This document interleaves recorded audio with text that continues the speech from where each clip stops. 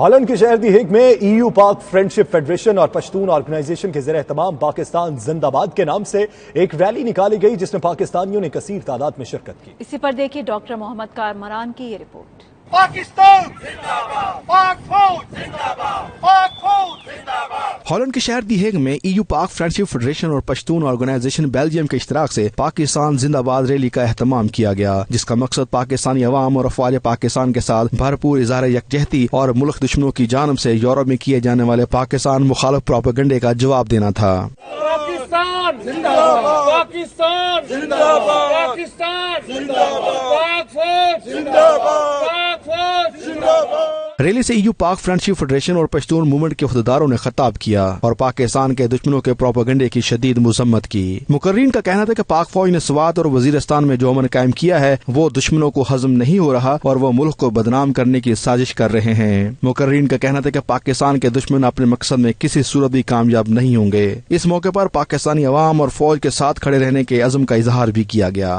آج کی ریلی کا مقصد صرف اور صرف یہی تھا کہ ہم تمام دشمنوں کو یہ بتانا چاہتے ہیں کہ نہ صرف بیرون ملک پاکستانی بلکہ پاکستان کی ساری عوام پاک فوج اور پاکستان کی حمایت میں ہے۔ ہیگ میں سینکڑوں کی تعداد میں غیور پاکستانیوں نے نکل کر پشتونوں نے یہ بتا دیا ہے ہم جہاں بھی رہیں ہمارے دل پاکستان کے ساتھ دھڑکتے ہیں۔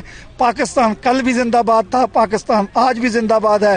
پاکستانی اپنی افواج کے ساتھ محبت کرتے ہیں اور ہم سمجھتے ہیں جس کسی کو پاکستانی افواج سے کوئی شکایت ہے انہیں پاکستان میں رہنے کا کوئی حق نہیں۔